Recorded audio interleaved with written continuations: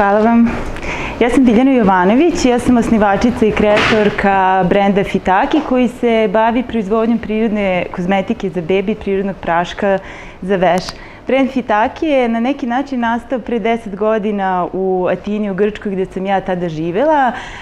Nastao je tako što je moja ćerkica imala dermatološke i alergološke probleme koji su uslovljeni upotrebom konvencionalnih preparata za negu i pranje.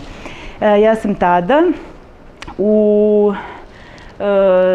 saradnji sa jednim predivnim grčkim pedijatrom počela da istražujem i proizvodim prirodnu kozmetiku i prašak za veš i kada sam sa tim krenula, ja sam uspela da rešim dugogodišnji zdravstveni problem mog deteta.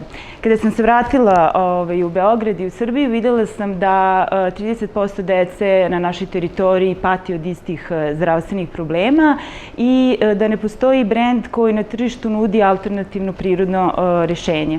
Tada sam odlučila da osnujem firmu, pokrenem posao i ponudim roditeljima prirodnu negu dece. Tada je nastao prvi proizvod, to je ovaj ovde proizvod, 100% prirodni prašak za veš i jedini takav na našem tržištu, a danas Fitaki posjeduje 12 proizvoda. Jedna je linija Fitaki Baby, namenjena zdravoj deci koju roditelji neguju prirodno da bi izbegli zdravstvene probleme, i Fitaki Atopic Baby za decu koja imaju dermatološke probleme, pre svega atopijski dermatitis i ekcem.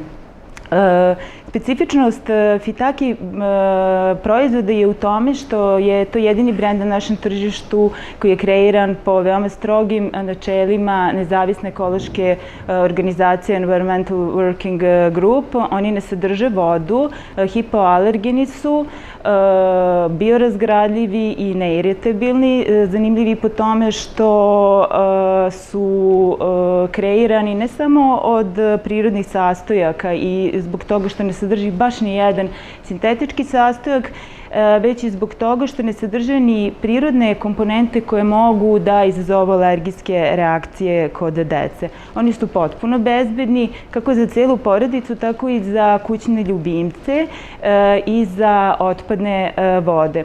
Naravno, nisu testirani na životinjama i svi imaju zdravstvenu ispravnost i stručno mišljenje Instituta za javno zdravlje Srbije. Fitaki brend je odgovorno društveno i ekološki preduzeće i od svakog prodatog prirodnog praška za veš odvaja se 5 dinara za prihvatilište za decu.